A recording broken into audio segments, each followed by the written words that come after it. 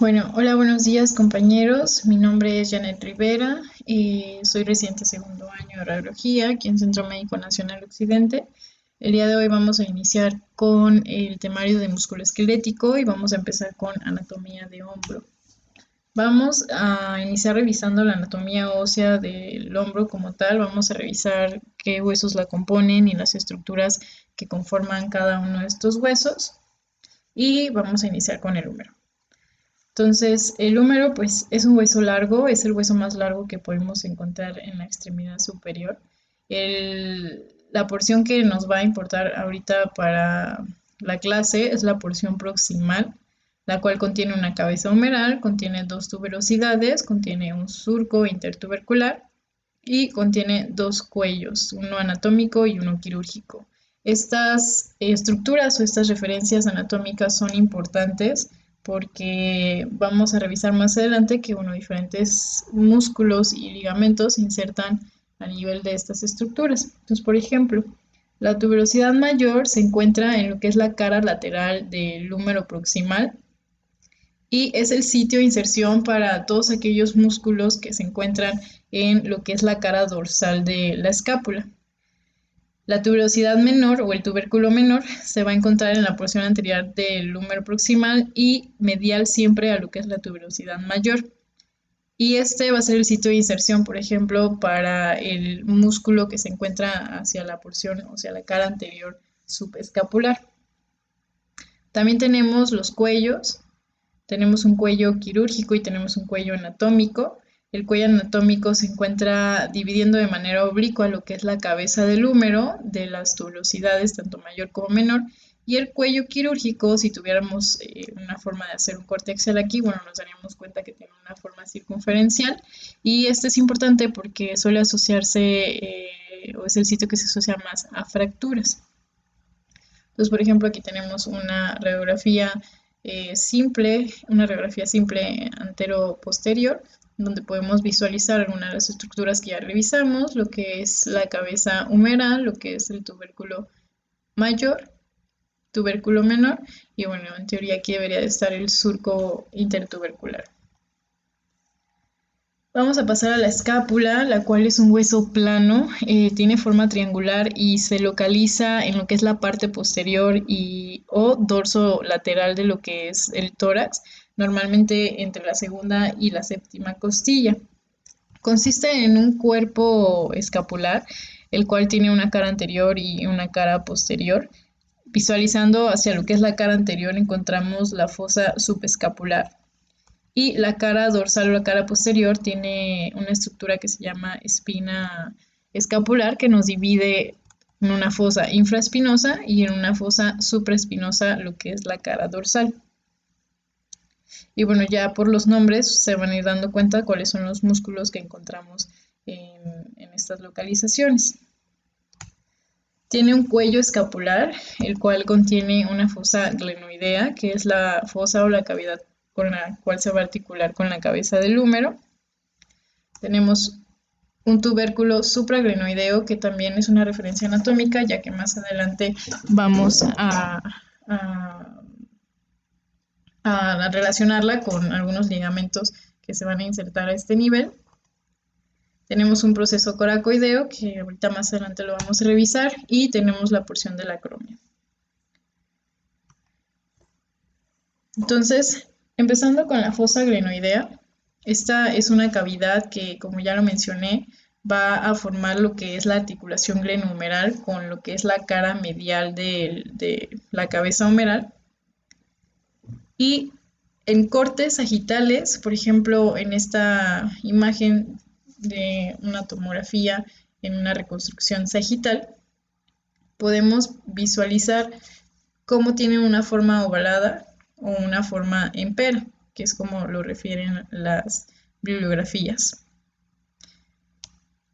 Entonces, es importante también conocer que existen diferentes variantes anatómicas para no confundirlos con algún proceso patológico. Por ejemplo, aquí tenemos una resonancia magnética en corte coronal. Sí, en un corte coronal. en el cual podemos ver el tubérculo de Asaki. Este tubérculo es una cresta, es una zona focal de elevación de lo que es el hueso subcondral a nivel de la zona central de la cavidad glenoidea. Y bueno, debido a este abultamiento, se va a asociar a un adelgazamiento focal de lo que es el cartílago subyacente. Y bueno, esto no debe confundirse como un defecto del cartílago, es por eso que debemos de conocerlo. También, por ejemplo, se ha escrito en diferentes literaturas que existe un área desnuda también en lo que es el tercio medio de lo que es la cavidad glenoidea. Esta es un área que va a estar desprovista de cartílago de forma ovalada y también pues debemos diferenciarlo de una lesión verdadera del cartílago. Entonces, por ejemplo, aquí en esta imagen, nuevamente en la tomografía, podemos visualizar cómo en el tercio medio existe una zona ovalada desprovista de lo que es el cartílago señalado por la flecha. Y bueno, también hay formas de lo que es el borde glenoideo. Esto solamente es para el borde, ¿sale? Solamente el borde, porque más adelante vamos a revisar otras variantes anatómicas para que no se vayan a confundir. En imágenes axiales es donde vamos a descubrir estas formas. Por ejemplo, aquí tenemos 3 imágenes de altorresonancia magnética, en donde podemos visualizar en cortes axiales una forma triangular, que es la más común que vamos a encontrar. Una forma, lo mencionaban, tipo Lassie J. Me imagino que es por la curvita que genera. Y también lo que es una forma redondeada. Son los 3 tipos que vamos a poder visualizar en un corte axial del borde glenoideo.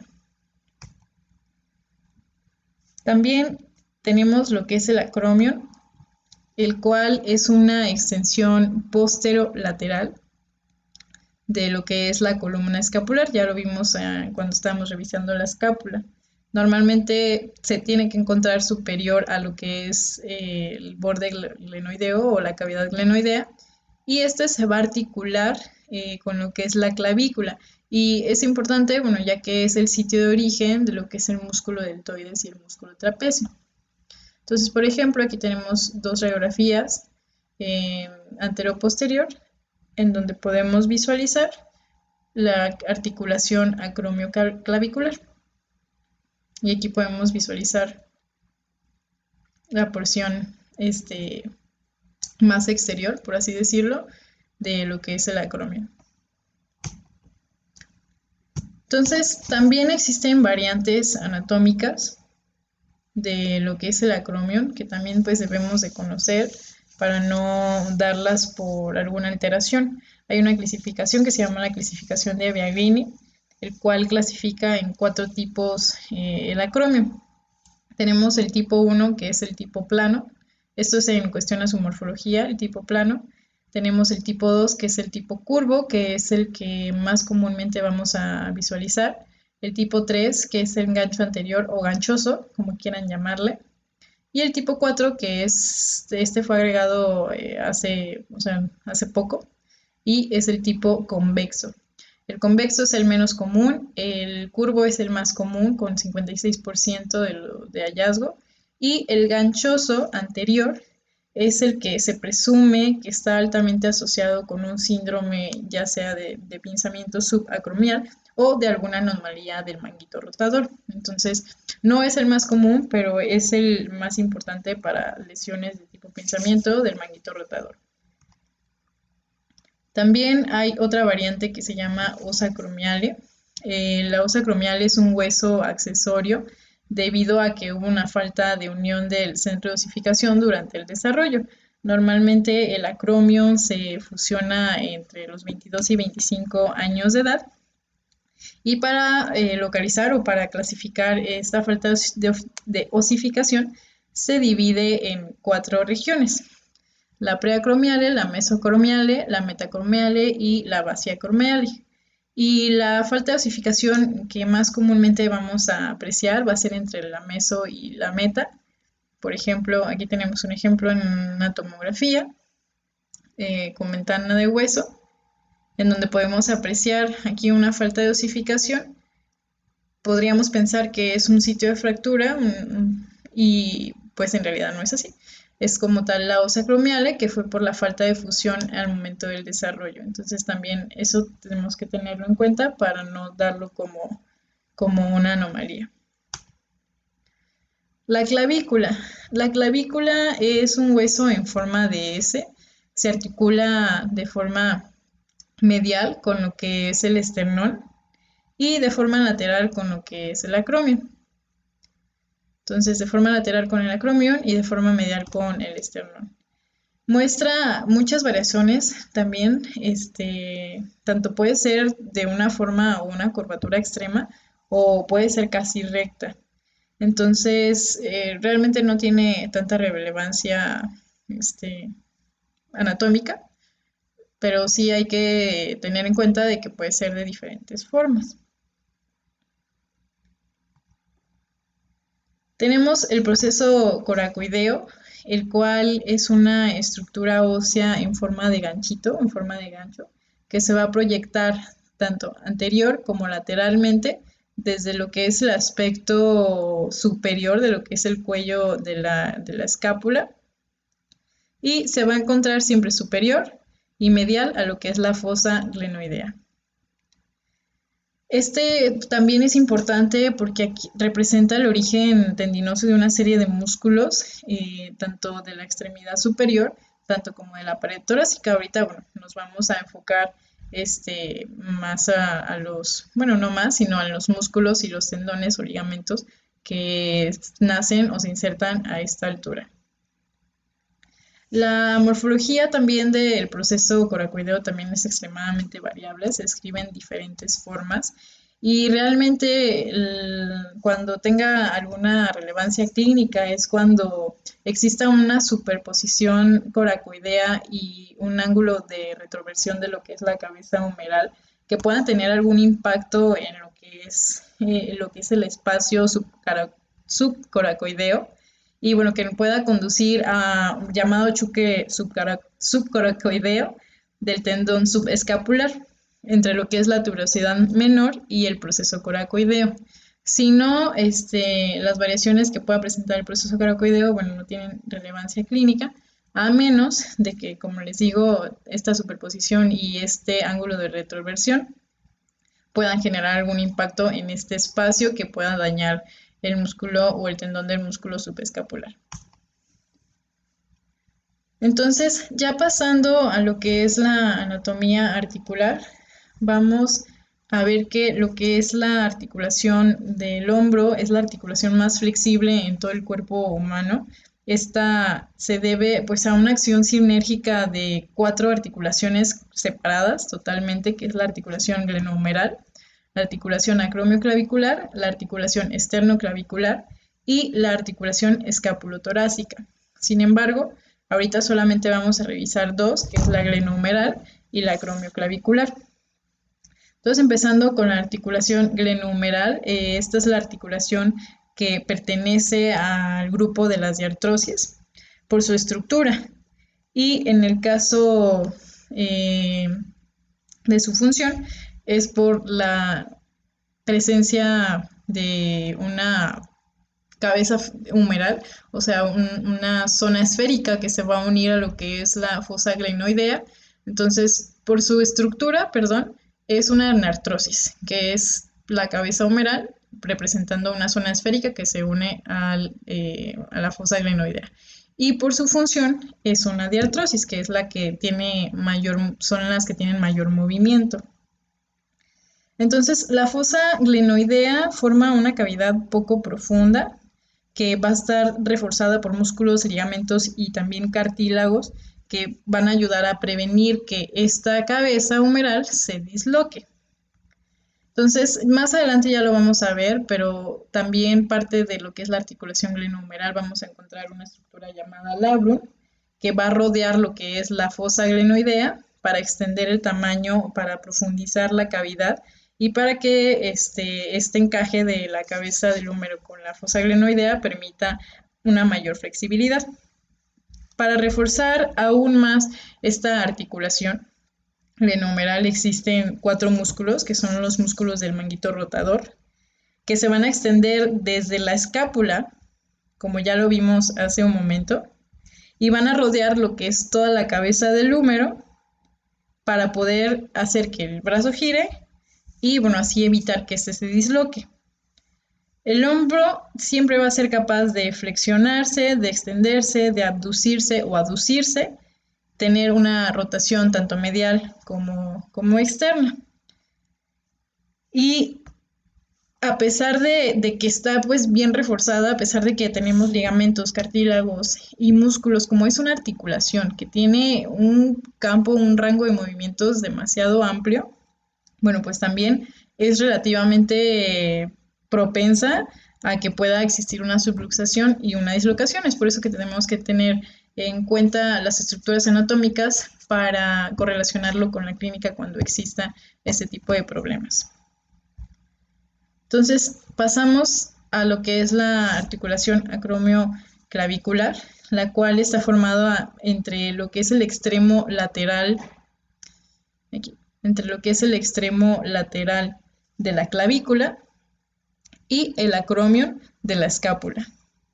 Esta es una articulación plana como tal y le da a lo que es el hombro una flexibilidad adicional que al final no es posible solamente con la articulación glenohumeral. Estas pues están cubiertas por cartílago y lo que es en la porción central de la articulación hay un disco fibrocartilaginoso. Normalmente siempre lo podemos ver de forma incompleta y bueno, esto es normal. La cápsula fibrosa va a rodear lo que son los márgenes articulares. Normalmente cubre la mayor parte de la articulación glenohumeral y algunos de los ligamentos que se encuentran uniendo, que se encuentran reforzando lo que es la articulación acromioclavicular. Más adelante, ya, bueno, para la siguiente diapositiva vamos a hablar de esta cápsula fibrosa. Entonces, la cápsula articular, que es la cápsula fibrosa que se va a originar en lo que es la cara externa de la glenoides, y se va a insertar en lo que es el periósteo del cuello anatómico humeral. Si recuerdan, el cuello anatómico humeral era aquel que pasaba de forma oblicua, dividiendo lo que era la cabeza humeral de los tubérculos tanto mayor como menor. Entonces, la cápsula articular como tal es una cápsula que se origina en lo que es el borde glenoideo y que se va a extender hacia lo que es la cabeza, insertándose hacia lo que es a nivel del cuello anatómico.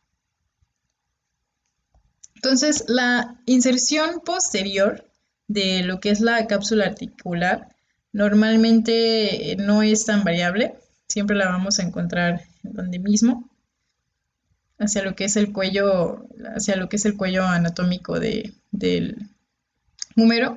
Sin embargo, lo que es la inserción anterior hacia lo que es el glenoide siempre va a ser muy variable y debido a esto existe una clasificación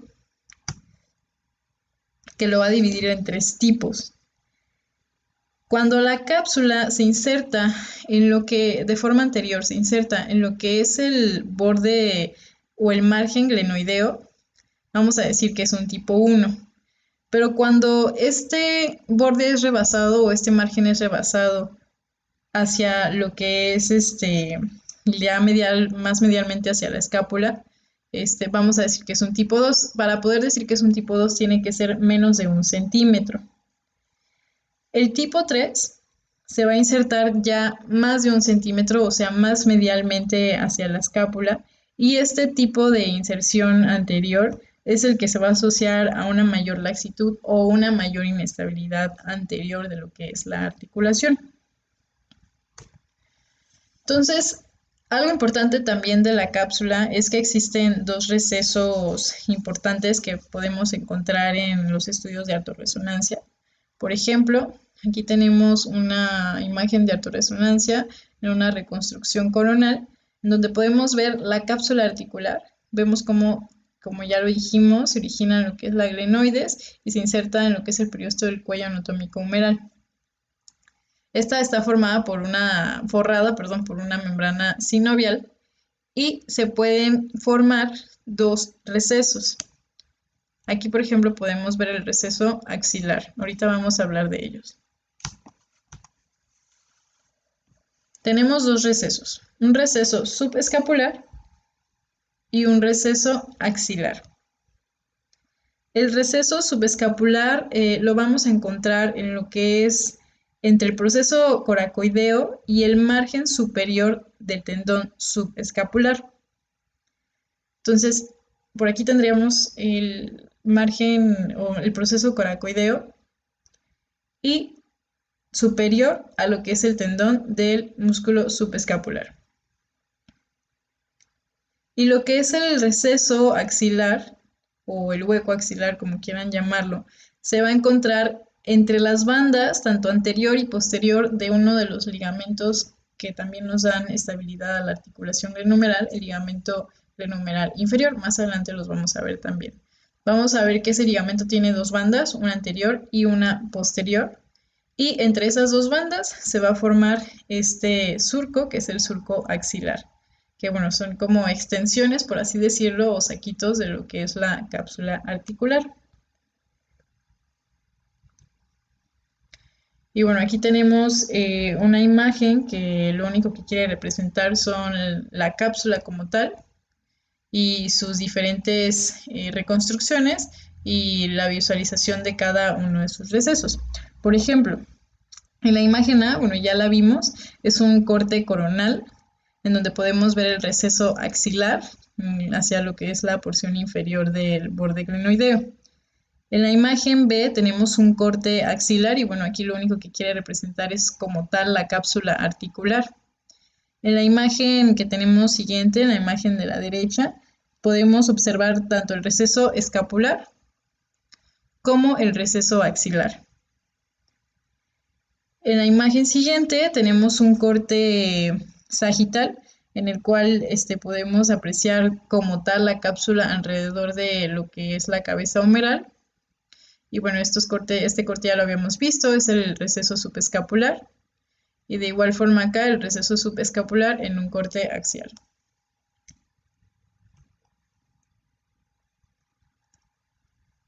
Entonces, otra cosa importante de lo que es la cápsula articular es que existen dos forámenes.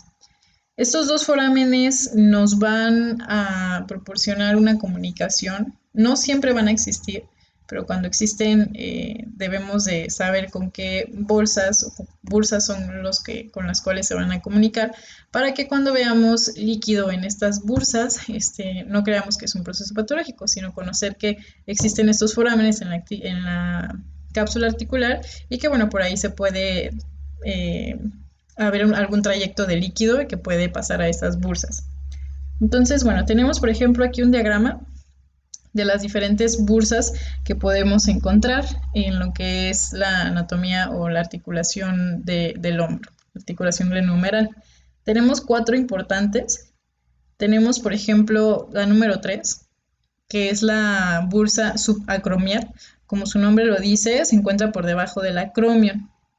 Tenemos también la bursa subdeltoidea, que es la bursa más grande. Esta se va a encontrar localizada por debajo de lo que es la porción superior del músculo deltoides y va a separar lo que es la tuberosidad mayor del músculo como tal. Entonces su función, bueno, la función de todas las bursas es eliminar la fricción y bueno, va a permitir que lo que es la tuberosidad mayor pueda realizar una rotación interna sin que exista fricción contra el músculo.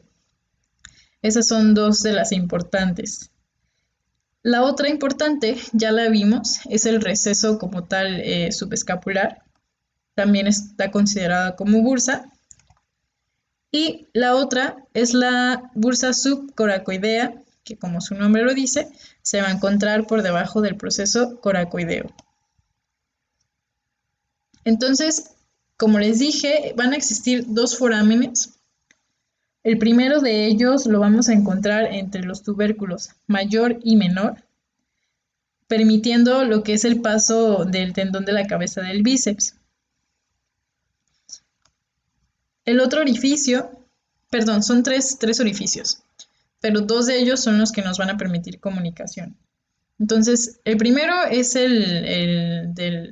la cabeza larga del tendón del bíceps que se va a encontrar entre el tubérculo mayor y el tubérculo menor. Por aquí va a subir este tendón. El otro orificio se conoce como agujero oval o como Weybrecht y se va a encontrar en lo que es la cara anterior de la cápsula bajo la apófisis coracoides. Este orificio va a permitir que exista una comunicación entre la cápsula articular y la bolsa o la bursa subescapular. Entonces, el primero es el del tendón de la cabeza larga del bíceps. El segundo es el de Weibrecht, que se encuentra en lo que es en la porción anterior de la cápsula y por debajo del proceso coracoideo y nos va a permitir que entre la cápsula articular exista una comunicación hacia lo que es el receso subescapular. Y el tercero es el foramen de Rubier. Este es un espacio que raramente se va a ver, normalmente no lo aprecia, no, o sea, no se ve o normalmente no se encuentra, pero cuando se encuentra, bueno, saber que son variantes anatómicas y que es totalmente normal. Este se va a encontrar entre los ligamentos glenohumeral medio e inferior de lo que son los ligamentos de la cápsula articular, los engrosamientos, y puede permitir una comunicación con lo que es la bursa subcoracoidea. Entonces, en ocasiones vamos a poder ver este líquido en estas dos bursas y, bueno, no confundirlo con algún proceso patológico, sino saber que existen estos dos forámenes que nos pueden comunicar el líquido que existe en la cápsula. Entonces, por ejemplo, aquí tenemos otra vez la imagen de la bursa subescapular. Y estas dos imágenes lo que quieren representar son los sitios, porque al final yo, por ejemplo, creía que las bursas estaban totalmente llenas de líquido y bueno, que se podían ver en la imagen, pero realmente la cantidad de líquido que tienen es escasa, incluso en ocasiones no se ven. Entonces, y si se ven, hay que pensar ya en algún proceso, por ejemplo, si no son las que están comunicadas, por ejemplo, la deltoidea y la subacromial, hay que pensar en algún proceso a ver si inflamatorio. Entonces, estas dos imágenes lo único que quieren representar es con las líneas punteadas y las flechitas o los indicadores, lo que es la bursa subdeltoidea y la bursa subacromial. En un corte coronal y en un corte axial también podemos ver la bursa o imaginar que aquí se encuentra la bursa deltoidea y la bursa subacromial.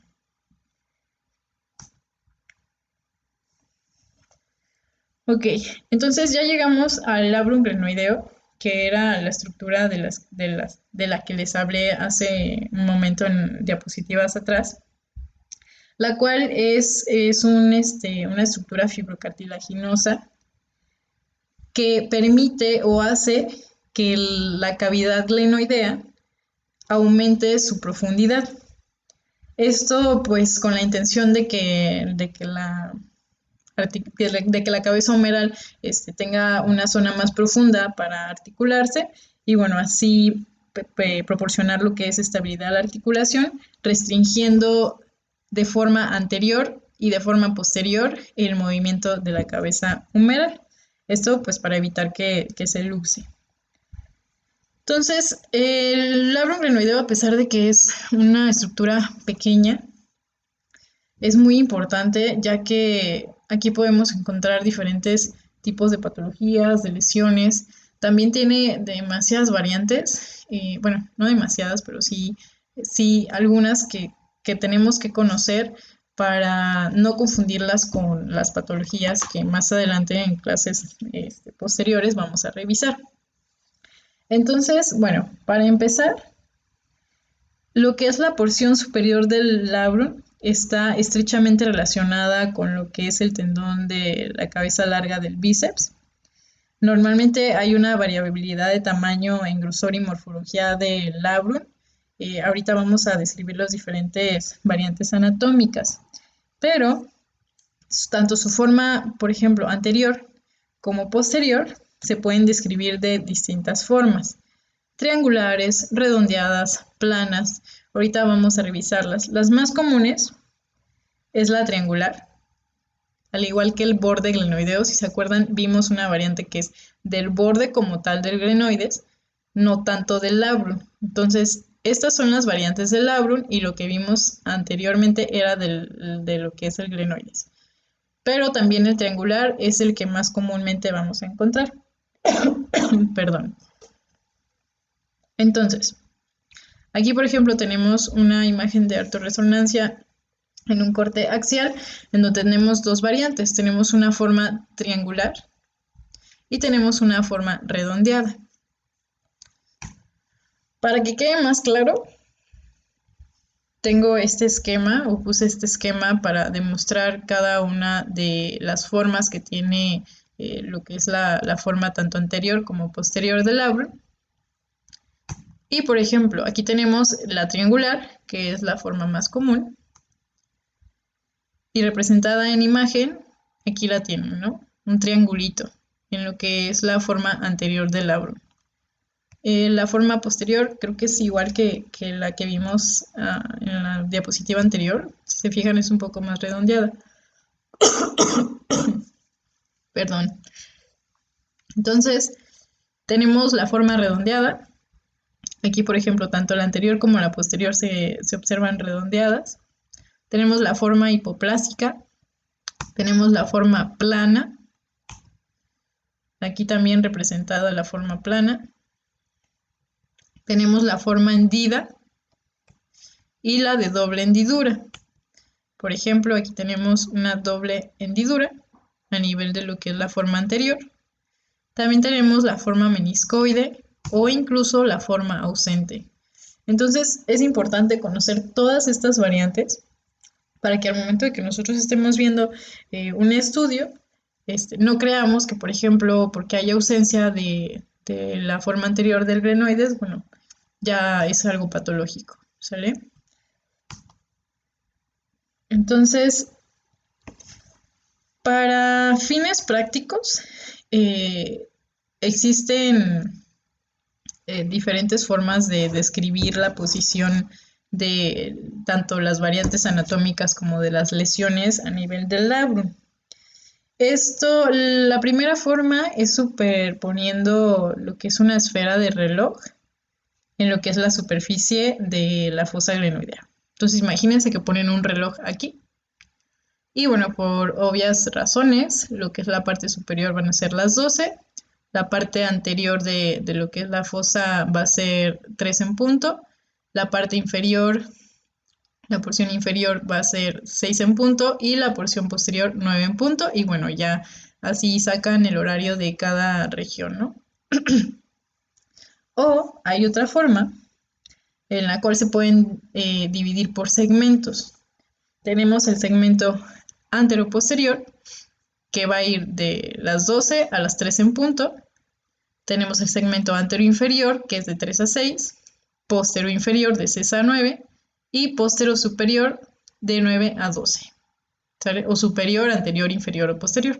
Son las dos formas que podemos utilizar para describir algo que veamos en el labrum.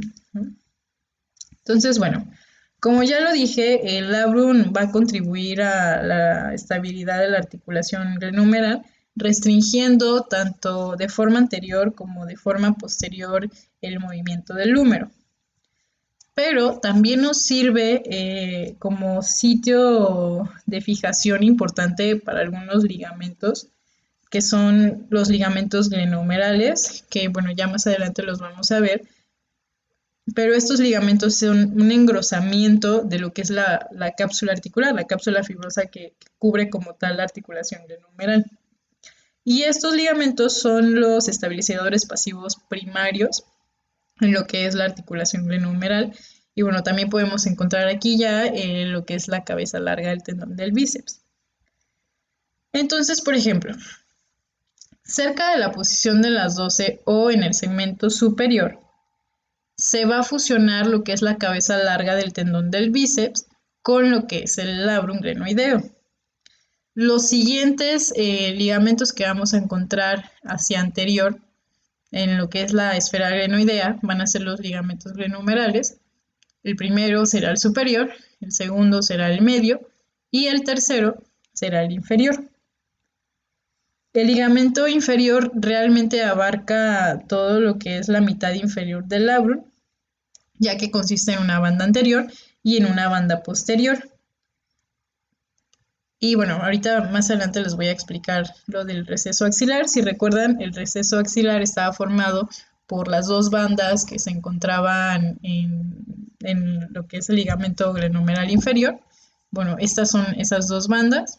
Estas dos bandas hacen que se forme como esa concavidad o ese saquito, creando así el receso axilar de la cápsula articular. Entonces, las variantes anatómicas que más comúnmente vamos a ver se van a localizar en lo que es el labrum antero superior o superior, desde el superior al antero superior, o sea, como desde las 11 más o menos hasta las 13 en punto. La tasa de ocurrencia de estas variaciones anatómicas es del 13.5%, más o menos. Dicen algunas de las bibliografías que leí que posterior a las 3 en punto no debe de haber ninguna variación anatómica, que el labrum glenoideo tiene que estar adherido firmemente a lo que es la fosa glenoidea. Sin embargo, otras bibliografías ya de tiempos un poco más actuales mencionaban que incluso después de las 3 en punto podríamos encontrar todavía variaciones del labrum. Sin embargo, bueno, nos vamos a enfocar en los segmentos superior y antero superior. Y bueno, ¿por qué son importantes estas variaciones? Bueno, pues hay que familiarizarnos con ellas, ya que algunas de ellas se pueden parecer a ciertas lesiones de lo que es el labrum glenoideo y bueno, pues al final nos puede ocasionar una dificultad en el diagnóstico, que al final pues va a ser crítico al momento de interpretar el estudio de imagen del labrum. Entonces, por eso es importante reconocer las variaciones anatómicas y siempre también importante correlacionarlo estrechamente con la presentación clínica y los hallazgos en el examen físico del paciente.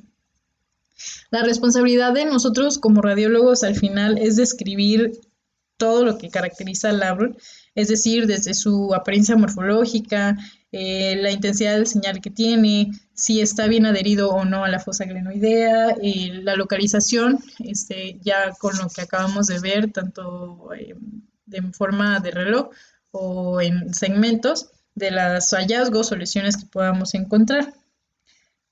E incluso algunas de las bibliografías también mencionaban que incluso aún describiendo todos estos hallazgos que nosotros podamos ver, no hace como una diferencia o no nos deja muy claro si realmente es una lesión o realmente es una variante. ¿Sí? Entonces, bueno, aquí tenemos un gráfico, tenemos varias entidades. Realmente la que yo quiero que vean y la más importante, esto solamente con el fin de poner un esquema para traspolarlo ya a la imagen por medio de la resonancia magnética y bueno, sea más fácil entenderlo. Por ejemplo, aquí tenemos, imagínense que esto es un corte coronal. Tenemos lo que es la fosa glenoidea o el borde glenoideo, tenemos la cabeza del húmero y bueno, tenemos aquí la articulación, ¿no? La fosa y la cabeza. Y este triangulito que tenemos aquí es el labrum glenoideo, la porción anterior del labrum, la porción superior, perdón, del labrum glenoideo. Y esta franja gris que tenemos acá es la cabeza larga del tendón del bíceps. Entonces, aquí tenemos el labrum glenoideo. Y en teoría, o de forma normal, este triangulito o este labrum tiene que estar adherido a este borde glenoideo. Sin embargo, hay variantes que van a existir o que van a presentar una falta de adherencia, por así decirlo, a lo que es el borde glenoideo de diferentes formas. Aquí, por ejemplo, están representando un receso sublabral, que es una de las variantes que vamos a revisar. Pero quiero que se queden con esta imagen para que al momento de ver las imágenes en resonancia magnética sea más fácil ubicarlo, ¿no? Entonces, por ejemplo, ya pasando a imágenes de ortorresonancia, tenemos dos imágenes. La primera representa un labrum o pues sí, una fijación del labrum hacia el borde glenoideo normal. Tenemos el labrum superior, tenemos que es de forma triangular, ya vimos las formas también, y vemos cómo está el borde glenoideo y está totalmente adherido. No hay líquido, no hay una intensidad de señal, no hay nada entre el labrum y el borde glenoideo. Entonces, esto es una inserción normal. Entonces, tenemos variantes que, bueno, también van a ser normales, pero no tan comunes, en donde esta adherencia va a estar ausente. Por ejemplo, tenemos la variante del surco sublabral, que por definición es el receso que va a existir entre lo que es el complejo sublabral y lo que es el cartílago glenoideo a nivel de lo que es la inserción de la cabeza larga del tendón del bíceps y que no se tiene que extender más allá de lo que es el anclaje de este tendón. Entonces, por ejemplo, ya vimos que esta imagen es normal. Del lado derecho, también en una imagen de ortorresonancia, vemos el labrum glenoideo, vemos el tendón o la cabeza larga del tendón del bíceps superior a este, y vemos cómo entre el complejo del labrum y entre el borde glenoideo o el cartílago glenoideo existe la presencia de líquido.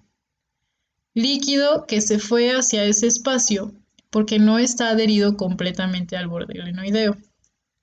Entonces, como tal, eso es el surco labral.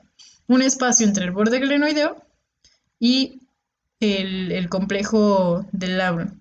Normalmente este líquido va a estar orientado paralelamente a lo que es el borde glenoideo y no va a rebasar nunca lo que es el tendón del bíceps, la porción posterior del tendón del bíceps. Siempre se va a quedar hasta aquí, ¿no? Nunca va a llegar más o nunca se va a extender más arriba.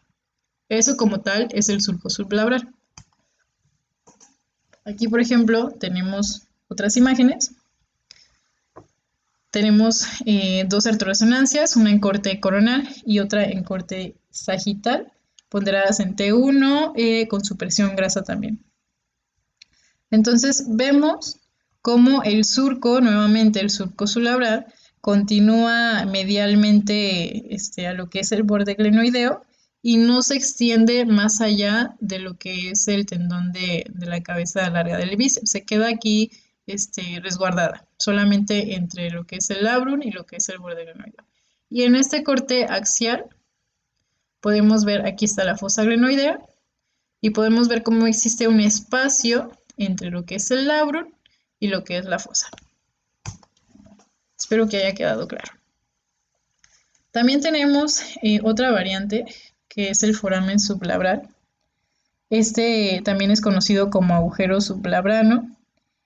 Esta variante es mucho menos común que el surco sublabral. El surco sublabral normalmente lo podemos encontrar en hasta el 73% de todas las variantes que se pueden encontrar en el labrum.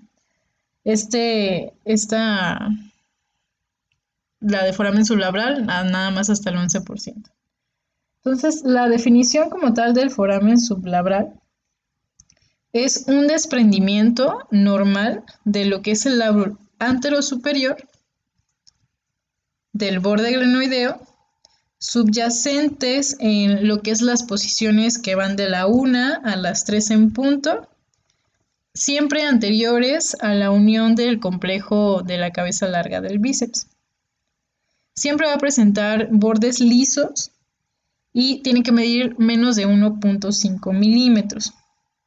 Entonces, en pocas palabras, El foramen sublabral simplemente es un desprendimiento de lo que es el labrum, un desprendimiento completo, si se fijan. El surco sublabral solamente, como su nombre lo dice, era un surco. Hay una porción que sigue adherida a lo que es al reborde glenoideo, el cartílago glenoideo, y el foramen sublabral está completo, es un desprendimiento completo de lo que es el labrum hacia lo que es el cartílago glenoideo. Y este foramen tiene importancia clínica también porque en ocasiones nos puede proporcionar una comunicación entre lo que es la articulación como tal de la articulación glenohumeral y el receso subescapular, que ya lo vimos. Entonces, por ejemplo, aquí tenemos dos imágenes de autorresonancia, son dos imágenes en cortes axiales, son reconstrucciones axiales, las cuales son consecutivas. Esta imagen, lo que es la imagen de la izquierda, es una imagen más superior a lo que es la imagen de la derecha. Y bueno, aquí lo único que quiere representar es cómo existe el desprendimiento del labrum anterosuperior y en cortes más caudales, más inferiores, se empieza ya a ver cómo se vuelve a adherir este labrum con el borde glenoideo. ¿Sale?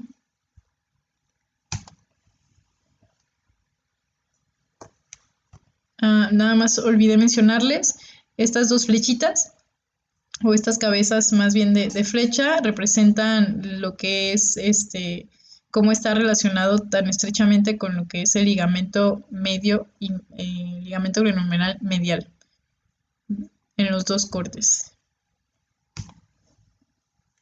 Y bueno, otra de las variantes que tenemos es el complejo de Beaufort, el cual va a representar una combinación de variantes que va a ser, por un lado, el engrosamiento significativo de lo que es el ligamento glenohumeral medio, y por otro lado, la ausencia congénita del labrum anterosuperior, que puede ir de las posiciones de la 1, perdón, a las 3 en punto. Esta variante realmente es muy poco común, se encuentra solamente en el 1.5 a 2% de los individuos.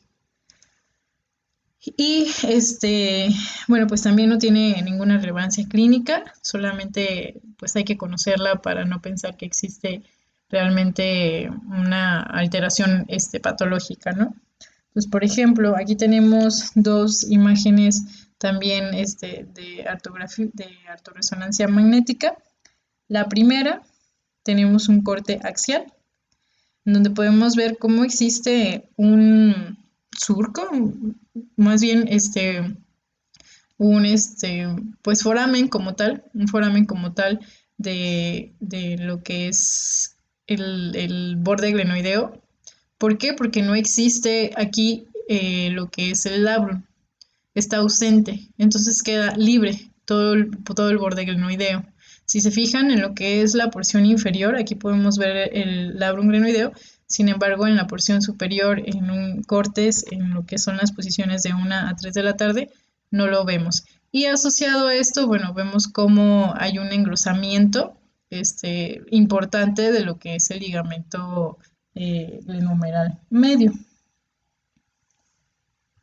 Y de este lado podemos ver el corte sagital, una reconstrucción sagital. Aquí, por ejemplo, se representa de una forma muy bonita cómo va el labrum glenoideo rodeando la fosa glenoidea y justo a nivel anterosuperior, a nivel de la 1 a las 3, existe la ausencia de este labrum y cómo se ve engrosado totalmente lo que es el músculo glenoideo medial.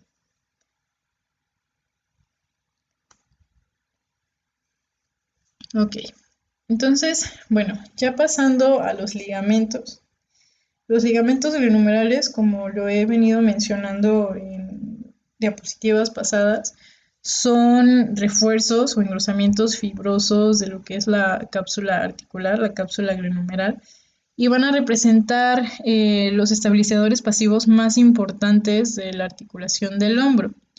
Clásicamente vamos a reconocer tres ligamentos. Vamos a reconocer el ligamento glenohumeral superior, el ligamento glenohumeral medio y el ligamento glenohumeral inferior. También, por ejemplo, aquí, si lo viéramos como en un corte sagital, podríamos ver lo que ya habíamos dicho, en la parte superior la cabeza larga del tendón del bíceps y siguiendo ya hacia anterior tenemos el superior, el medio y las dos bandas de lo que es el ligamento inferior. Entonces vamos a empezar con el ligamento glenohumeral superior. Este ligamento va a constar de dos aditamentos proximales. Uno de ellos se va a insertar en lo que es la cara anterosuperior del labrum, de este lado, y el otro se va a insertar en lo que es la base del proceso coracoideo. Este ligamento va a correr horizontalmente, casi paralelo a lo que es la cabeza larga del tendón del bíceps, y se va a extender hacia lo que es la cabeza humeral, justo por encima de lo que es la tuberosidad mayor. Este ligamento tiene la función de evitar la subluxación inferior de lo que es la cabeza humeral y también nos ayuda a estabilizar lo que es la cabeza larga del tendón del bíceps. Entonces, por ejemplo, aquí tenemos varias imágenes de resonancia magnética en donde podemos visualizarlo en sus diferentes reconstrucciones.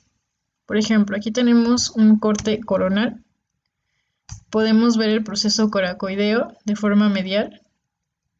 Podemos ver cómo está el ligamento glenohumeral superior saliendo a través del proceso coracoideo y también de lo que es el labrum, perdón, de lo que es el borde glenoideo y cómo va a correr hacia lo que es la cabeza humeral, hacia lo que es la tuberosidad mayor. Este otro corte es un corte sagital. En el corte sagital decía que lo podíamos ubicar porque se va a encontrar entre lo que es la cabeza larga del tendón del bíceps y el tendón del músculo subescapular. Entonces, esta zona de intensidad media, o sea, en relación a lo que son tanto la cabeza larga del tendón del bíceps y el tendón del músculo subescapular, esta zona es el es el ligamento glenohumeral superior.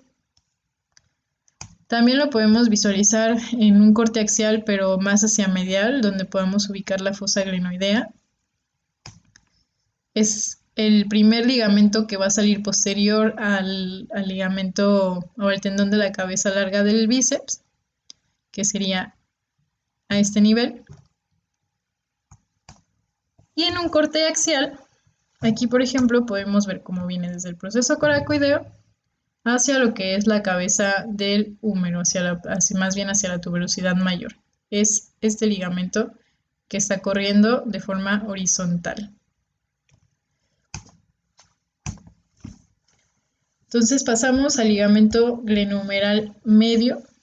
Este ligamento se origina en lo que es el labrum también, anterosuperior, o bien también se puede originar en el labrum medio anterior. Y pues en la mayoría de los casos, como normalmente debería de ser, se va a encontrar inferior o justo debajo del ligamento glenohumeral superior.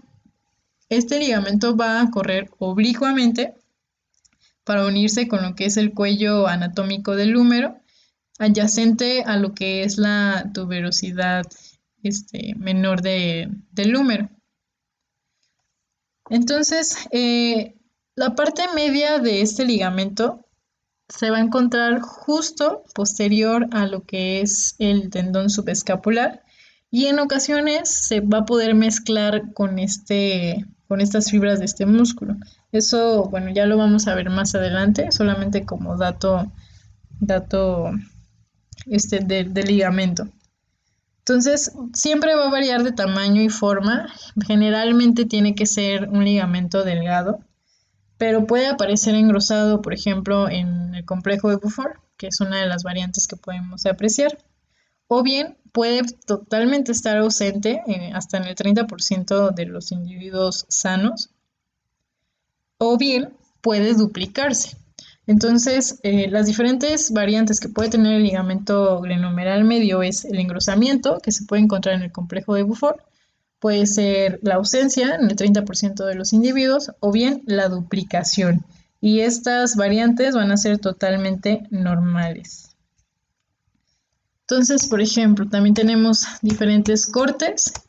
Aquí tenemos un corte axial y vemos cómo corre hacia lo que es la tuberosidad, o más bien hacia lo que es el cuello anatómico adyacente hacia la tuberosidad menor del húmero.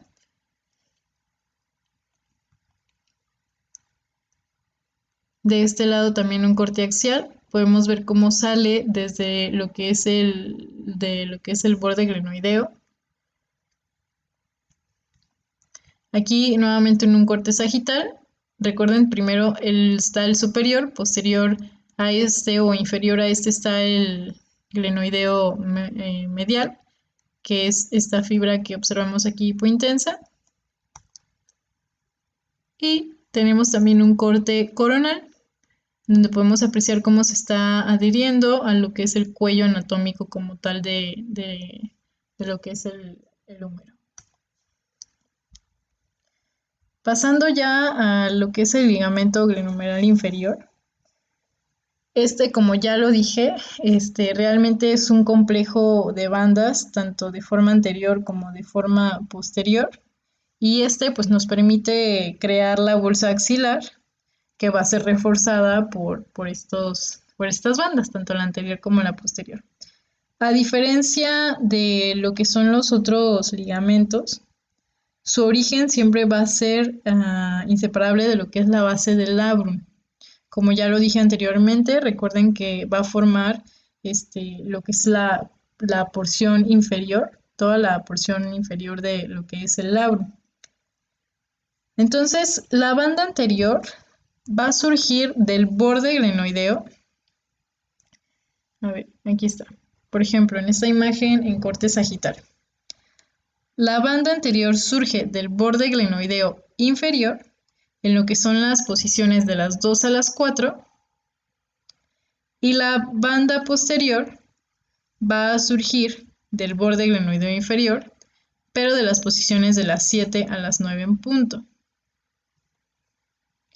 Y bueno, estas dos bandas se van a insertar a lo largo de la cara inferior del cuello quirúrgico del húmero.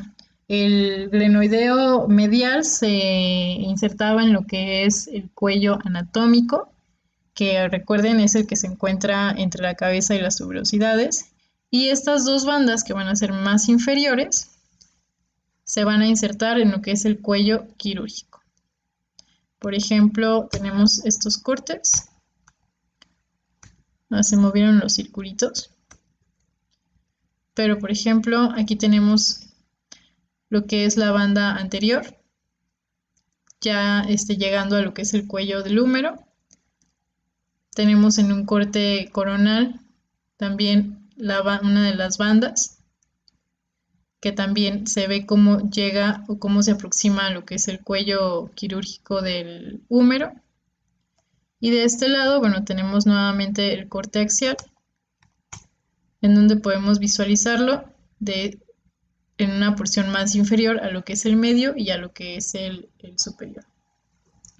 Este es uno de los ligamentos más importantes en cuanto a términos de la estabilidad de la articulación. Esta va a estabilizar la articulación cuando el brazo esté totalmente abducido, aproximadamente 90 grados, por ejemplo, y pues va a evitar la subluxación anterior, también cuando exista una rotación externa exagerada, ¿no? Entonces, bueno, les dejé una tablita de todo lo que hablé, todo lo que dije, dónde se originan, dónde se insertan, cuál es su función y alguna de sus características que tiene, ¿no? Para que ustedes lo revisen después. También hay otros ligamentos que nos van a ayudar a la estabilidad de lo que es la articulación. Por ejemplo, tenemos el ligamento humeral transversal. Este ligamento se encarga de mantener asegurada lo que es la cabeza larga del tendón del bíceps en el surco bicipital, que va a pasar entre las tuberosidades mayor y menor, como ya lo habíamos visto anteriormente. El techo del surco intertubercular va a estar compuesto primero por fibras del tendón subescapular, que van a tener contribuciones del tendón supraespinoso y del ligamento coracohumeral. Entonces, este ligamento humeral transverso se va a ver también estrechamente relacionado con este techo de lo que es el surco. Va a ir desde una prolongación de la aponeurosis de la subescapular, desde lo que es el trocante mayor a lo que es la cara superior del trocante menor. Y bueno, junto con el ligamento subescapular, junto con fibras de lo que es el ligamento del tendón, perdón, supraespinoso y el ligamento coracohumeral, bueno, va a formar parte de lo que es la polea del bíceps. Y por ejemplo, tenemos aquí dos cortes, uno axial y uno coronal, en donde tenemos aquí el surco intertubercular, tenemos lo que es la cabeza larga del tendón del bíceps y abrazándolo, por así decirlo, o protegiéndolo, tenemos el ligamento humeral transversal. Y ahora aquí en un corte coronal podemos ver lo que es la franja, lo que es, pues sí, la franja recorriéndose o extendiéndose por todo el surco bicipital. El ligamento coracohumeral, como su nombre lo dice, es un ligamento que va desde el proceso coracoides a lo que es el húmero. Realmente no es un ligamento que conecte dos huesos.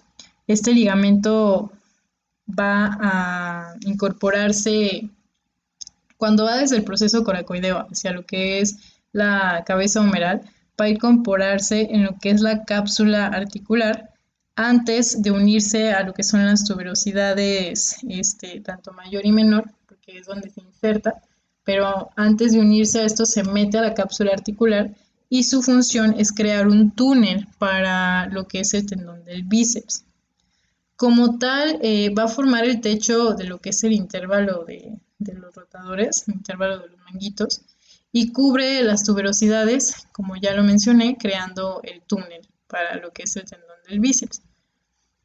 En las secciones axiales, el ligamento coracohumeral normalmente lo podemos ver perpendicular al ligamento glenohumeral superior y anterior a lo que es la cabeza larga del bíceps.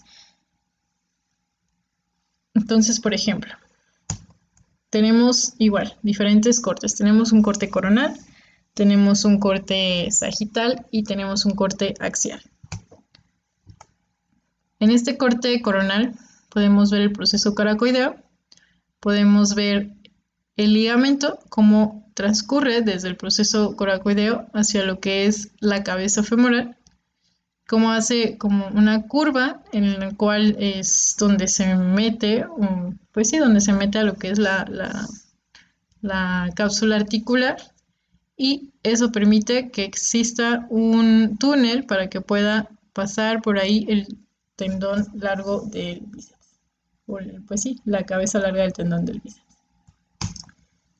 En un corte, aquí, en un corte axial, igual podemos ver el proceso coracoideo, podemos ver cómo avanza el ligamento hacia lo que son las tuberosidades, en este caso la tuberosidad mayor. Y en un corte sagital podemos ver solamente lo que es la porción que llega hacia la cabeza del húmero. Si nos fuéramos un poco más hacia medial, no, perdón, hacia lateral, podríamos ver de este lado, de forma anterior, lo que es el proceso coracoideo, que conectaría con el ligamento, extendiéndose hacia la cabeza. Entonces, como decía, en un corte sagital Normalmente, perdón, en un corte axial, normalmente el ligamento es perpendicular a lo que es el ligamento glenohumeral superior. En este corte no se ve, pero eso lo debemos de tener en cuenta para no confundirlos. El ligamento acromio clavicular, y pues como su nombre lo dice, es el ligamento que se va a encontrar en la articulación acromioclavicular. Se va a extender desde el acromio superior hasta lo que es el final de la clavícula. Y bueno, este ligamento solamente nos va a ayudar a controlar la estabilidad horizontal de la articulación acromioclavicular. Entonces, por ejemplo, lo tenemos aquí, lo tenemos aquí en un corte sagital y lo podemos visualizar de mejor manera en un corte coronal. Podemos visualizar lo que es la clavícula, podemos visualizar lo que es el ligamento y podemos visualizar lo que es el acromio. Y bueno, ya por último, de los ligamentos tenemos lo que es la cabeza larga del tendón del bíceps,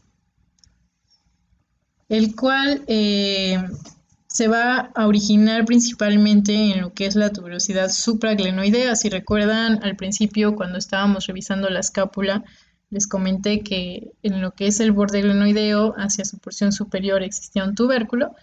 Bueno, es el tubérculo supraglenoideo y es importante porque aquí es donde se origina la cabeza larga del tendón del bíceps. Sería más o menos a esta altura. Y también, así como se origina en lo que es la tuberosidad supraglenoidea, también lo vamos a poder ver originado, o bueno, no verlo, pero debemos de saber que se origina también en el labrum superior. Pasa dentro de la articulación superior y oblicuamente debajo de lo que es el manguito rotador. Este está asegurado, como ya lo vimos, dentro del surco bicipital por el ligamento humeral transversal. Revisé la función como tal de lo que es la cabeza larga del bíceps. Algunas bibliografías mencionaban que como tal una función específica para la articulación del hombro no tenía. Sin embargo, ayudaba a estabilizar lo que son las estructuras adyacentes, los tendones adyacentes a lo que es la cabeza larga del tendón del bíceps. Y esa estabilización de las estructuras adyacentes, bueno, permitían la estabilización de la articulación glenohumeral. Entonces, bueno, aquí por ejemplo tenemos dos cortes axiales, en donde podemos ver en el surco bicipital el tendón como tal de la cabeza larga, ¿no? Aquí y aquí.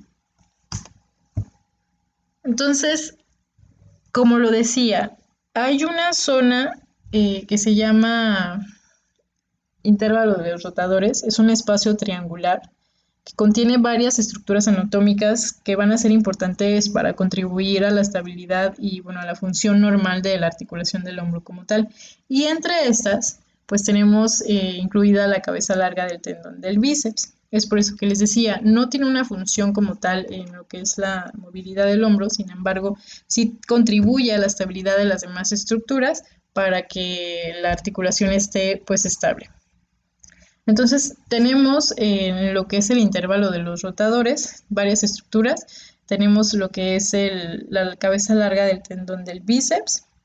Tenemos el ligamento coracohumeral, que como dije es el ligamento que forma un túnel para que pueda pasar por debajo de él el ligamento, el tendón de la cabeza larga del bíceps. También lo conforma el ligamento glenohumeral superior, la cápsula como tal del intervalo rotador, que saben, pues al momento no podemos verla, y también lo que son las fibras anteriores de lo que es el tendón supraespinoso y las fibras superiores de lo que es el tendón subescapular. Esas son las estructuras que van a conformar el intervalo de los rotadores. Y como ya dije, bueno, son estructuras importantes que van a permitir a la estabilización. Entonces, por ejemplo, aquí representado en una imagen, en una reconstrucción sagital de resonancia magnética, volvemos a visualizar lo que es el surco, el tendón de la cabeza larga del bíceps, el ligamento coracohumeral, el ligamento glenohumeral superior, las fibras superiores del ligamento del tendón subescapular o del músculo subescapular y las fibras inferiores de lo que es el músculo supraespinoso. Aquí otra imagen representativa.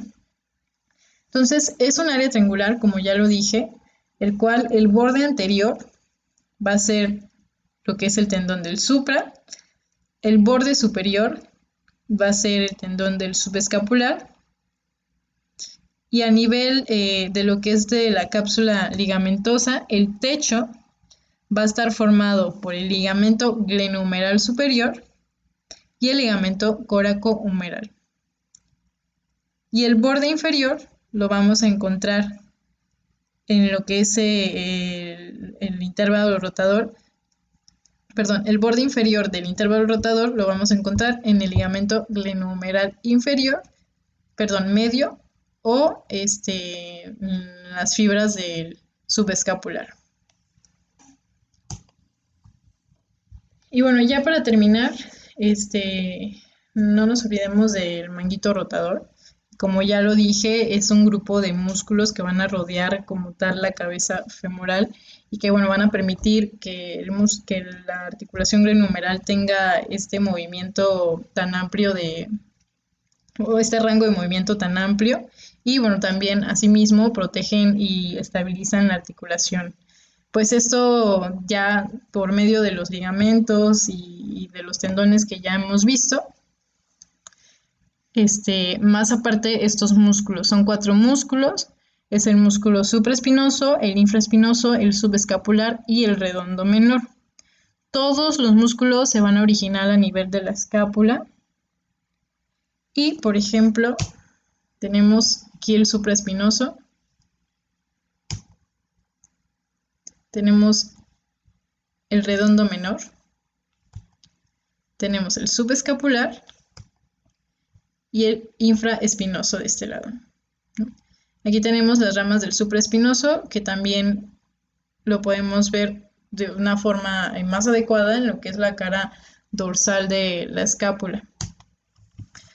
Entonces, empezando con el supraespinoso, este es un músculo que se va, como ya lo dijimos, se va a originar en lo que es la fosa supraescapular, la fosa que queda por encima de la espina de la escápula. Y debemos primero analizar lo que son las facetas del tubérculo mayor del húmero para poder saber en dónde se va a insertar realmente. O sea, sí sabemos que se inserta en la tuberosidad mayor del húmero, sin embargo, hay sitios específicos que nos van a ayudar a diferenciar cuál tendón es de cada músculo. Entonces, aquí tenemos un gráfico pequeño en donde podemos ver la tuberosidad menor, donde podemos ver el surco bicipital y podemos ver la tuberosidad mayor. La tuberosidad mayor se va a dividir en 3 facetas, en una superior, en una medial y en una inferior. En la superior podemos visualizar lo que es el tendón del supraespinoso. El tendón del supraespinoso va a medir aproximadamente 23 milímetros de ancho y 13 milímetros anteriores, o sea, 13 milímetros de esta anchura, se van a insertar en la faceta superior y los 10 milímetros restantes los vamos a encontrar en la faceta media. Entonces, este es el sitio específico para la inserción del músculo supraespinoso.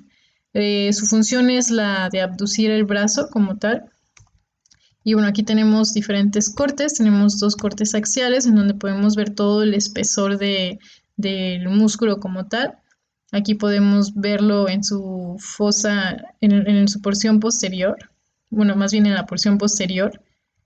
Y podemos ver cómo abraza el húmero insertándose o yéndose hacia lo que es la tuberosidad mayor. Acá tenemos un corte coronal. También podemos ver cómo se acerca a lo que es la tuberosidad mayor, su tendón. Y aquí tenemos un corte sagital en donde podemos ver la escápula como tal, Podemos ver aquí un borde, el cual representa lo que es la espina, y por encima de la espina, bueno, tenemos la fosa supraespinosa, en el cual se va a encontrar el músculo supraespinoso. El infraespinoso se va a originar de la fosa infraescapular, o sea, la fosa que está por debajo de la espina escapular. Su inserción también es en el tubérculo mayor, en la tuberosidad mayor del húmero. Su función es la aducción y la rotación externa del brazo. Y al igual que el supraespinoso, va a tener un sitio específico para insertarse. Mide aproximadamente 22 milímetros de ancho su tendón y 12 milímetros se van a insertar en lo que es la faceta media y 10 milímetros van a estar superpuestos a lo que es el músculo supraespinoso. O sea, 12 milímetros van a estar libres en la faceta media y los otros 10 van a estar superpuestos de forma superficial a lo que es el tendón supraespinoso. Aquí tenemos diferentes cortes nuevamente. Tenemos un sagital, tenemos un coronal y tenemos un sagital, perdón. Tenemos un axial, un coronal y un sagital. Tenemos el axial, aquí podemos visualizarlo como se inserta hacia la tuberosidad mayor. Igual un coronal, podemos verlo en lo que es la fosa infraespinosa, yendo hacia lo que es la cabeza humeral. Y igual aquí tenemos un sagital en donde podemos apreciar la escápula, podemos apreciar la espina, arriba tenemos la fosa supraespinosa, aquí tenemos la fosa infraespinosa y bueno, ahí tenemos el músculo como tal. Y ya por último tenemos el músculo redondo menor, el cual de igual forma se va a originar en la fosa infraescapular. De igual forma que los otros dos músculos va a insertarse en la tuberosidad mayor, pero este se va a adherir en la última faceta, que es la faceta inferior, y de forma posterior en lo que es el húmero. Su función es la aducción del brazo y también la rotación externa, al igual que el infraespinoso. Y de igual forma tenemos diferentes cortes y bueno, aquí podemos ver cómo los cortes son más inferiores. Esto relacionándolo con que sí realmente se inserta en la faceta inferior de lo que es el tubérculo mayor y un poco más hacia posterior. Aquí, por ejemplo, podemos ver el músculo supraespinoso y por debajo de este podemos ver el redondo menor, perdón, insertándose en lo que es la faceta inferior del tubérculo mayor más hacia posterior. Igual aquí tenemos nuevamente la escápula, la espina, la fosa supra e infra y por debajo del músculo supraespinoso, aquí podemos ver el redondo. Y ya por último, tenemos el músculo subescapular. Este se va a originar en la fosa subescapular, o sea, en la cara anterior de lo que es la escápula. Su inserción va a ser en la tuberosidad menor del húmero y su acción va a ser la de aducir el brazo como tal y principalmente la rotación interna de este. Entonces, por ejemplo, aquí podemos ver un corte axial y podemos ver ya de forma muy representativa el músculo con su tendón adheriéndose o fijándose en lo que es el tubérculo menor del húmero. Aquí podemos ver hacia una reconstrucción coronal, hacia cortes más anteriores, cómo se extiende en toda la fosa subescapular y se adhiere hacia lo que es la cabeza del húmero, principalmente en la tuberosidad menor. Y aquí lo que quiero representar en este corte sagital es que veamos cómo los músculos del manguito rotador se encuentran abrazando la cabeza como tal y el subescapular en la parte o en la porción anterior. Y sería todo. Muchas gracias.